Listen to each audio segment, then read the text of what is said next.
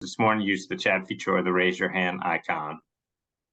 We now welcome onto the call the head coach of the William & Mary Tribe, Mike London. Good morning, Coach London. Good morning. How you doing? I'm well. Congratulations to you and your guys off to a 2-0 start after a 23-6 win over Wofford. What did you like about the way your team played Saturday?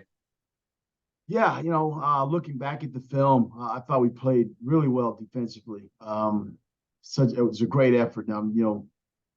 Second half shutout, 1 for 13 in third down situations.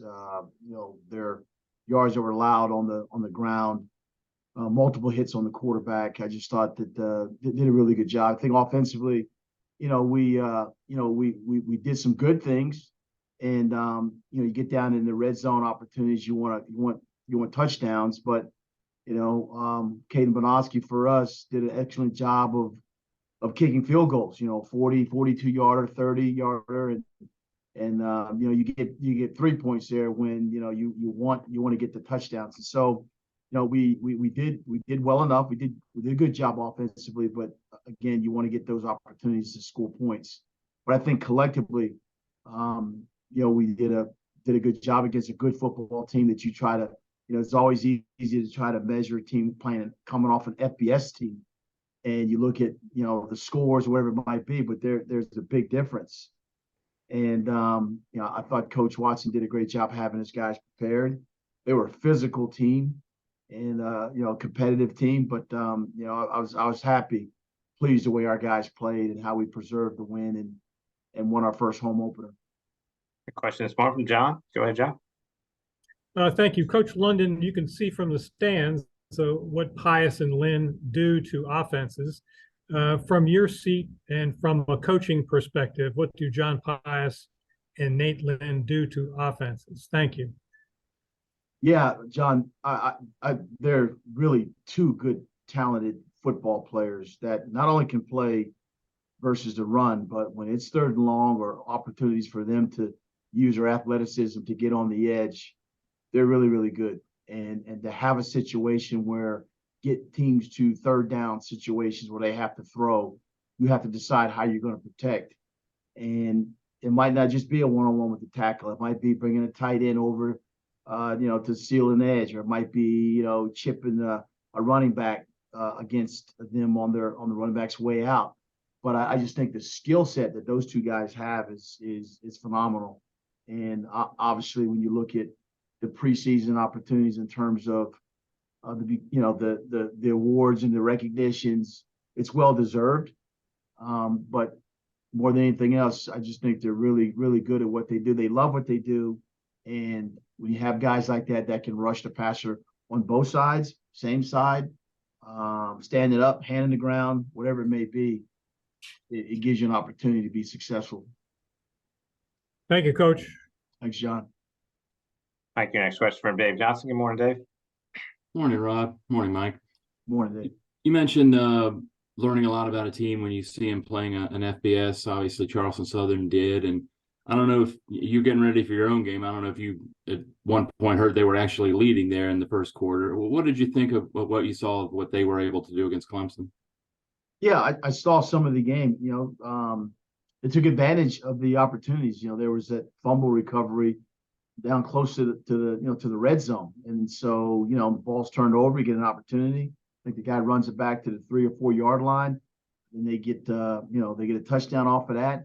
Quarterback scrambling, he's in the trying to get out of the pocket. He throws the ball. Their guy's in the right place, takes advantage of that. So regardless of whatever the level, your opportunity to get the ball or where you get it is always going to be critically important. But then as the game went on, and you saw, a very good Clemson, football team, try to take advantage of their skill set. But Charleston Southern was, as usual, they were in it early because of where they got the ball and taking advantage of the miscues. So, it'll be a home game for them. Their team plays hard, aggressive, and I'm quite sure we're going to get their best. And so, for us, we're on the road again. Look forward to it. And I'm excited about the challenge. Thanks. Thanks, Dave. Thank you. Follow up from John. Go ahead, John. Thank you, Mike. What do you like about your team so far, and what maybe would you like to see improve the most? You know, I like we're highly competitive. Guys get after it pretty well, and they run to the ball. It's great effort. And you always want to see those types of things. And a lot of times we're an older team that has leadership that, you know, can take the team and say, listen, this is what we're going to get done, or hold each other accountable for certain things. So I like that about us.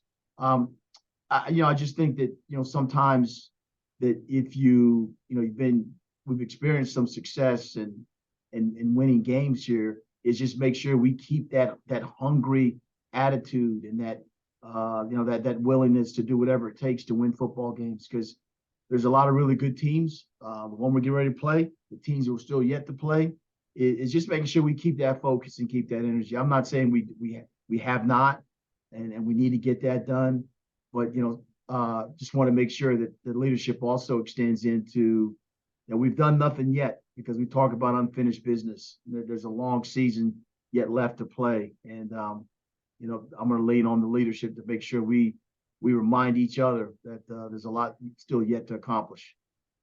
Thank you, Coach. Thanks, John. Yeah, follow up from Dave. Go ahead, Dave. Thank you. Mike, you have replaced Pitts with sort of a three-man tandem there. McDonald, Turner, and McElwain. There we go. I knew I'd get in a minute. Could you sort of discuss what they bring, or is one of them a little better with deeper, or one of them better in possession? I don't know. Any differences that you see in them?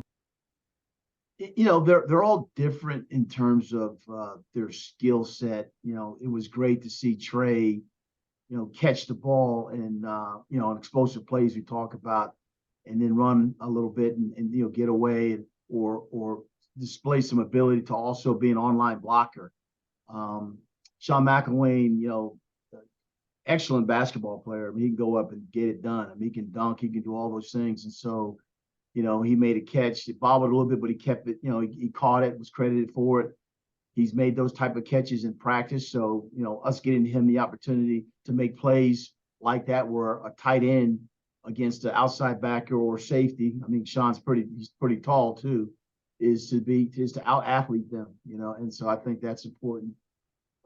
So all of our tight ends have a skill set that, we'll lean on, and the culmination of all three adding up to the play being successful. I think that's the key. That's what's been going on. That's what we got to continue to keep doing, Dave. Thank you. Thanks. Mike, I guess it's probably not that unusual for guys to change positions from high school to college, but I don't think often you see a high school quarterback go to linebacker like Kevin Darrell has. 14 tackles the other night, 2 tackles for loss. Talk about his performance Saturday, but then how that transformation occurred, and has that happened to you in the past where you've made a quarterback a linebacker? It speaks to the character of the young man. As I said before, Kevin was our leading vote getter for captain. And so, when you have the team voting on a captain, it's not just the things that you see in the weight room over at the football facility. It's some of the other things that you see when he's away from, the facility, when he can also be an extension. Our motto is, go to class, show class, treat people with dignity and respect. Kevin does a great job in the classroom. What comes out of his mouth matters. Highly principled, highly character person, and then he's a leader. And so you're right. We talk about when you're a quarterback, you say, hey, put on these heavier pads right now. I mean, he just said, like a bunch of guys, like, Coach, how can I help us win? And so having the 14 tackles plus and big plays in the third down situations. Where you tackle a guy in space, can set the edge, all those things. He's done a phenomenal job for us right now, and I think that our guys look up to a player that has demonstrated performance in the classroom, on the field, and in the community when we do community service stuff. So to me, he's a complete player, and I'm glad that he had an opportunity to have a big game for us. He was our player of the game defensively.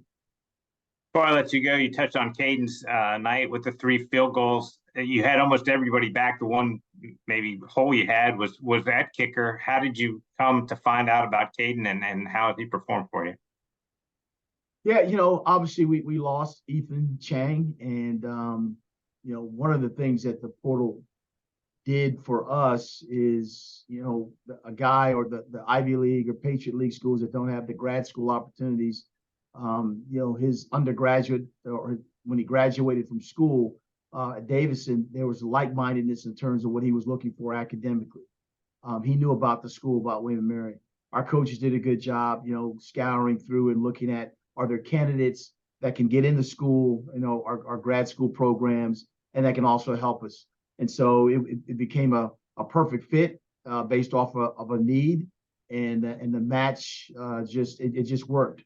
And he worked through summer, he worked through camp, and became the starter. And so glad to have him. Got a strong leg, and very, very quiet and mature. But I'm happy for him being named, the special teams player of the week, CAA wise. But I think the best is still yet to come for him. All right, Mike, thanks so much for your time today. Safe travels to Charleston, and we'll talk again next week. Thanks, appreciate it. Thank you. Appreciate it.